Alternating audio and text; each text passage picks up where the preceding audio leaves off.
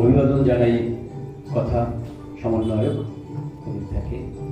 আর এখানে আর দুজন বোধ করে আমাদের রায়গঞ্জের বাইরে, তাদেরকেও অভিনন্দন জানাচ্ছি। আর আমরা যারা রায়গঞ্জে রয়েছি সবাইকে শুভ সন্ধ্যার শুভেচ্ছা। আমারও যে বন্য হতে ইচ্ছে করে, নির্জন গাছের নিচে কুয়াশা লিখছি, পাশে শুয়ে আছে শীতার্ত কলিক নদী, পেট খুলে রেখেছে আধে ভেজা জ্যোৎস্না, জীবন বন্দরে নাচে উপেক্ষিত সমগ্র।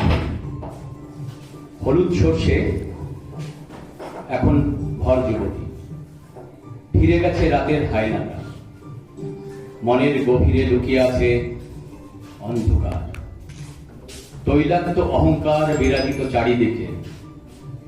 আমার অপেক্ষার ভেতর পরিযায়ী পাখির দিকে, আব্দুল ঘাটার মাটির গন্ধে আর বাতাসের টানে, শীত রোদ ছুঁয়ে আমারও যে বন্য হতে ইচ্ছে করে।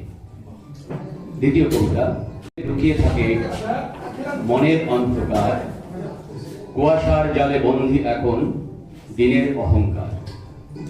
হারমাদরা এসে গিলে ফেলে দিনের সমস্ত আলো, না দেখেও বলে ফেলি সেই ভালো সেই ভালো। সবাই যেন হয়ে পড়েছি বিশেষ চাহিদা প্রাপ্ত, মেঘের আড়ালে লুকিয়ে থেকে হয়েছি অনুতপ্ত। জীবনের ছবি আঁকবো কবে বোধের তুলে দিয়ে, সব কিছুই কি রয়ে যাবে শুধুই স্বপ্ন হয়ে। চলতে চলতে হোঁচট খেয়ে এগিয়ে যেতে হয়, ক্ষয়ে ক্ষয়েই খাঁটি হলেই আবডালে যাবে ভয়। মনের মাঝে ঝলসে উঠুক নতুন আশার খড়গ, জাগুক এবার জীবন চরে আলোয় আকাশ স্বর্গ। ধন্যবাদ।